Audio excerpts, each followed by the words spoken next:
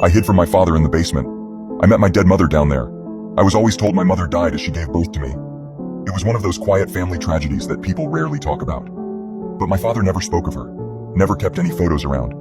And every time I tried to ask about her, his face would harden like stone. "She's gone," he would say, and that was it. For most of my life, I accepted that. I had to. But recently, things started to feel off. My father's mood had grown darker over the past few months, his temper sharper. It wasn't just the slamming doors and cold glares. There was something else lurking beneath his eyes. I started avoiding him as much as I could, retreating to my room, staying late at school. Anything to be out of the house. But tonight, something changed. I came home late, later than usual. The house was unnervingly quiet when I stepped inside, the air thick with a tension I couldn't explain. I called out to my father, but there was no response. As I walked further into the house, I noticed the basement door was slightly ajar. That door was always locked, ever since I was a kid. My father was adamant that I was never to go down there. Curiosity gnawed at me, but so did fear. I couldn't shake the feeling that something was horribly wrong. Then, I heard him. My father's voice. It wasn't the calm, measured tone I was used to.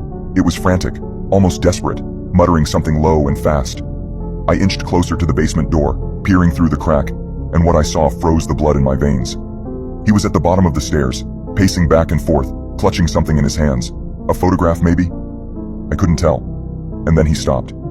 He tilted his head back and whispered something I couldn't hear.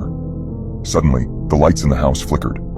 That was when I knew I had to get away. Whatever was happening, I didn't want to be part of it. I didn't even think. I just reacted. I ran down into the basement, ducking behind a set of old shelves cluttered with forgotten junk.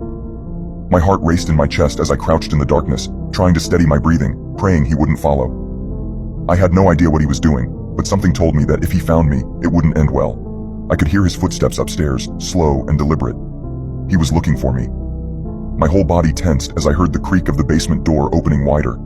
The sound of his heavy boots on the stairs made my blood run cold. And then, out of nowhere, I heard a soft voice. A woman's voice. It came from behind me, from deeper in the basement, where the shadows were thickest. "Don't be afraid." I whipped around, my breath catching in my throat. The voice was familiar, in a way that made no sense. Slowly, a figure stepped out of the darkness. My eyes widened in disbelief as I saw her.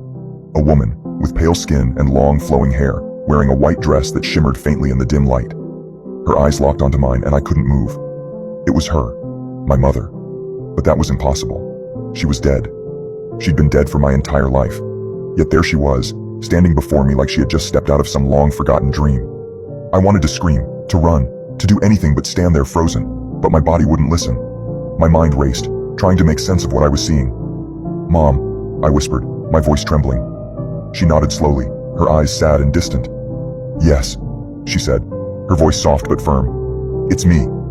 How is this possible? You're..." I couldn't even finish the sentence. She stepped closer, and with each step, the temperature in the room seemed to drop. "I never left," she said, her voice barely above a whisper. "He wouldn't let me." Confusion washed over me. "What do you mean? Who wouldn't let you?" Before she could answer, the basement door creaked loudly.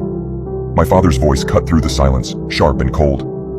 "Where are you?" he called, his voice echoing off the walls. The sound of his footsteps grew louder as he descended the stairs. My mother's expression darkened. "You need to leave, now." I shook my head. "I don't understand. What's going on?" Her gaze flickered toward the stairs, then back to me. "There's no time to explain. He's not what he seems. He never has been." I could hear my father's breathing now, heavy and uneven. He was getting closer. My mother stepped forward and grabbed my hand.